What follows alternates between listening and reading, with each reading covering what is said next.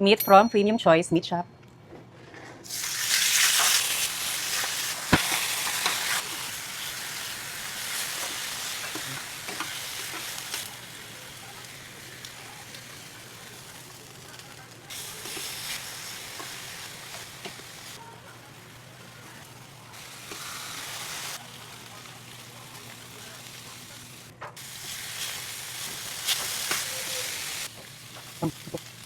Ayan bagong luto.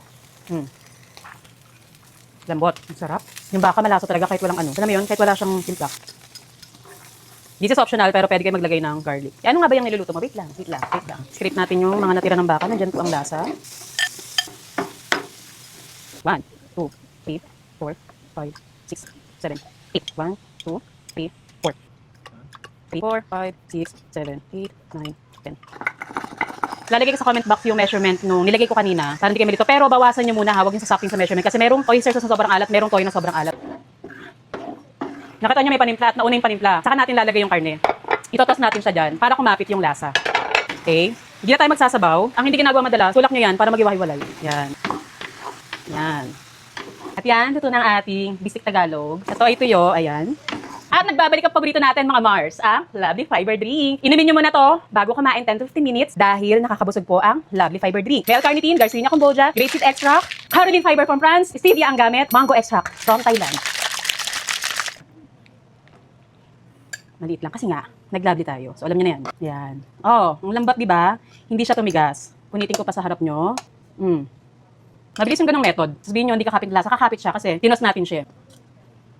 Sakto. Titin kayong dalawa. Nasa nyo ako eh. Ayan, tikman nyo. Yan. Ano? Approve. At dahil dyan, tumabi kayo. Ilabas yung lagayan. May naisip ako. Eto, ginawa ko siya 2015 pa yata. Okay, hindi pa ako nagbablog nun. Naisip niya ang naisip ko. Another twist. Ayan na yung ating Bistek Tagalog. At dahil dyan, may naiwan. Alam nyo na yan. Lagay nyo nga sa comment box. Parang naisip akong masarap gawin dito. Lalagyan ko ng mushrooms. Okay, mga 1/2 cup. 1 cup pala, sorry. Cream of mushroom. Simmer lang natin. Ito, mabilisan lang. Tulad ng sinabi ko, pag sobrang tagal, baka tumigas ang baka. Okay, tikman na natin. All-purpose cream. Ayan. Na, diba? Creamy bistek ang atake. Okay? Whoosh. Hindi na kailangan ng timpla. Lasa na siya. Ayan, buti may maliit na ano. Okay, kuha tayo ng mushroom. And more sauce. Ano? Hindi siya tumigas, hindi siya naging goma.